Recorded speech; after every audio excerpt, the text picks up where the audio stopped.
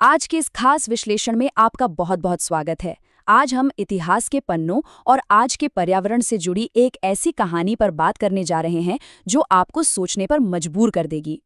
हमारा मकसद सिक्किम के ऐतिहासिक सिल्क रूट के उस रोमानी और किताबी मिथक को तोड़ना है जो अक्सर हमें इसकी असली कीमत देखने ही नहीं देता। हम उसी इलाके के दोहरे दोहन की कहानी को उजागर करेंगे, एक जो इतिहास की किताबों में कहीं दब गई है और दूसरी जो आज हमारे सामने एक बहुत बड़े पर्यावरणीय संकट के रूप में खड़ी है। तो चलिए सीधे मुद्दे पर आते हैं। जब भी सिल्क रूट का जिक्र होता है तो हमारे दिमाग में क्या आता है? बर्फ से ढके खूबसूरत दर्रे, याक के लंबे कारवां और शांत बौद्ध मठ, है ना? लेकिन आज हम इस रोमानी तस्वीर को थोड़ा किनारे रखेंगे, क्योंकि हकीकत इन पर्यटन विज्ञापनों से कोसों दूर है। सुंदरता के इस आवरण के नीचे एक गहरी और कड़वी सच्चाई छिपी है। अतीत के कूलियों की मुड़ी हुई रीढ़, फ्रॉस्ट बाइट से गले हुए अंग और आज के समय में इस पवित्र परिदृश्य में रिश्ता हुआ जहरीला कचरा। अतीत के उस शारीरिक और भावनात्मक बोझ को गहराई से समझने के लिए जरा वहां के इस पुराने लोकगीत की इन मार्मिक पंक्तियों पर गौर कीजिए। टोकरी का बोझ कोयले सा काला, धरती इसे सहती है, आसमान नहीं।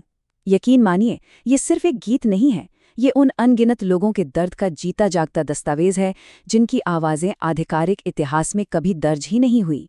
यह गीत कालो भारी के उस खौफनाक दर्द को बयां करता है जिसे पीढ़ियों ने झेला है। अब आप शायद सोच रहे होंगे कि आखिर ये कालो भारी है क्या? इसका सीधा सा मतलब है काला बोझ। ये एक औपनिवेशिक युग की एक जबरन श्रम प्रथा थी।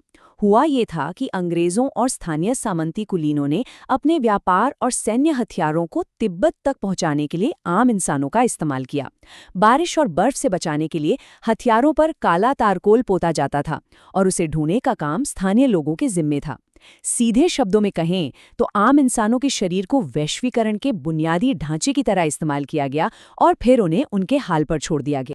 और अब देखिए, सबसे चौंकाने वाली बात यह है कि आज हम उसी जगह पर एक बिल्कुल नया लेकिन उतना ही भयानक शोषण देख रहे हैं। अतीत के औपनिवेशिक दोहन में कुर्वा कुली 50-50 किलो के भारी बोझ के नीचे अपनी कमर तोड़ रहे थे, और आज के आधुनिक दोहन में बड़े बड़े पर्यटक वाहन उसी रास्ते पर चलते हैं और अपने पीछे 53,814 दर्ज कचरों के टुकड़े छोड़ जाते हैं। जरा सोचिए, ये कोई अलग कहानी नहीं है, ये उसी भूगोल, उन्हीं जेलेपला और नाथुला दर्रों का 2 बार किया गया शोषण है। एक बार मानव श्रम के लिए और अब गैर बायोडिग्रेडेबल कचरे के डंपिंग ग्राउंड के रूप में। यही बात हमें इस विश्लेषण के पहले अहम पड़ाव पर लाती है। 2 युग, एक शोषण। और ये तुलना पूरी तस्वीर को बड़ी ही खौफनाक सफाई से पेश करती है। शोषण का मूल ढांचा कल भी वैसा ही था और आज भी वैसा ही है।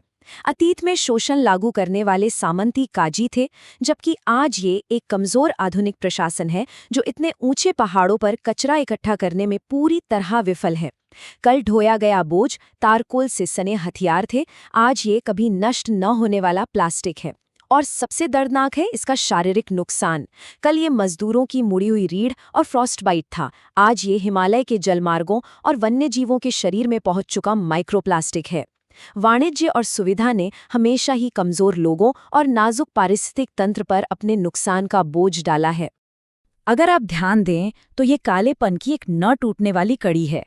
ये कहानी एक कुली के माथे की पट्टियों से टपकते औपनिवेशिक तारकोल से शुरू होती है और आज ये लैंडफिल में सड़ते कचरे से निकलकर ग्लेशियर की पवित्र धाराओं में रिश्ते जहरीले रसायनों तक पहुंच गई है। ये सिर्फ पर्यावरण का नुकसान नहीं है, ये सच में उसी कालो भारी का एक आधुनिक और जहरीला रूप है। अब इस कहानी के दूसरे हिस्से की तरफ बढ़ते हैं, जो थोड़ा पेचीदा है। हरित ब्रांड का विरोधाभास या ग्रीन ब्रांड पैराडॉक्स। साल 1998, ये साल बहुत बहुत अहम है। यही वो साल था जब सिक्किम डिस्पोजेबल प्लास्टिक बैग पर प्रतिबंध लगाने वाला भारत का पहला राज्य बना था। ये कोई छोटी मोटी बात नहीं थी, ये एक जबरदस्त और वास्तविक उपलब्धि थी जिसने सिक्किम को एक बेहतरीन ग्रीन ब्रांड के रूप में दुनिया के सामने पेश किया। लेकिन यही तो सबसे बड़ा विरोधाभास है। 1998 के उस शानदार कदम के बावजूद आज सिक्किम में पूरे भारतीय हिमालय क्षेत्र में कचरे की गिनती सबसे अधिक है। ऐसा क्यों हुआ? क्योंकि आज हिमालय में पाए जाने वाले प्लास्टिक कचरे का 84% हिस्सा मल्टी लेयर्ड पैकेजिंग है। यानी आपके और हमारे पसंदीदा इंस्टेंट नूडल्स, चिप्स और एनर्जी ड्रिंक्स के चमकीले पैकेट।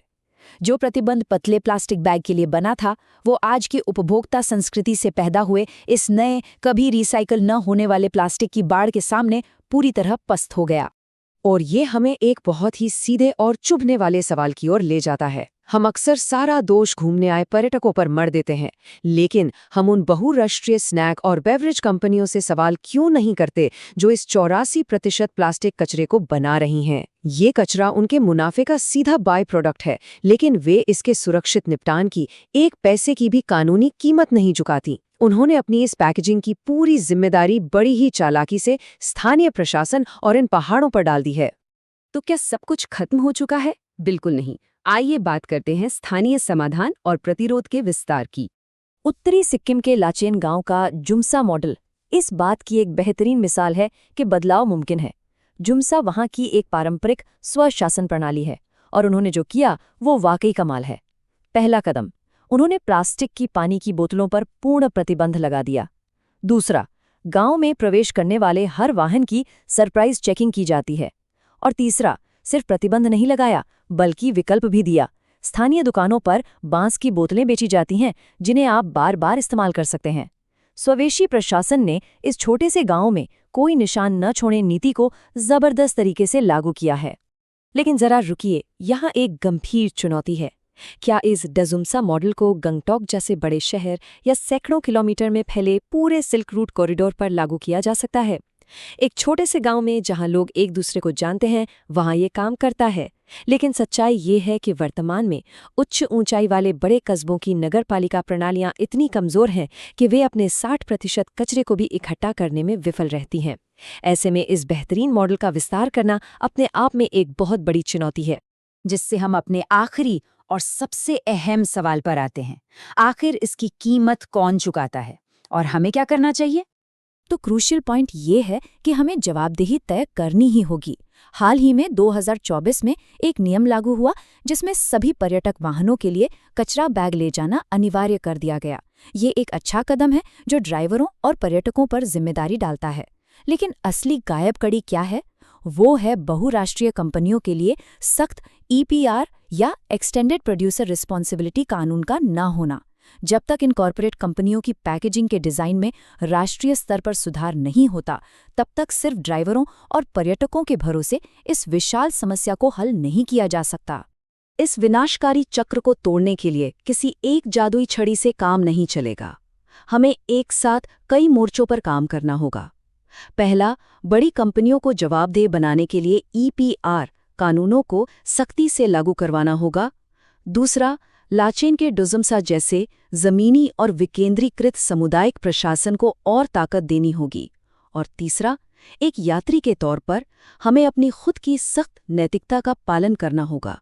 ये वे व्यवस्थित समाधान हैं जिनकी हमें हर हाल में वकालत करनी चाहिए।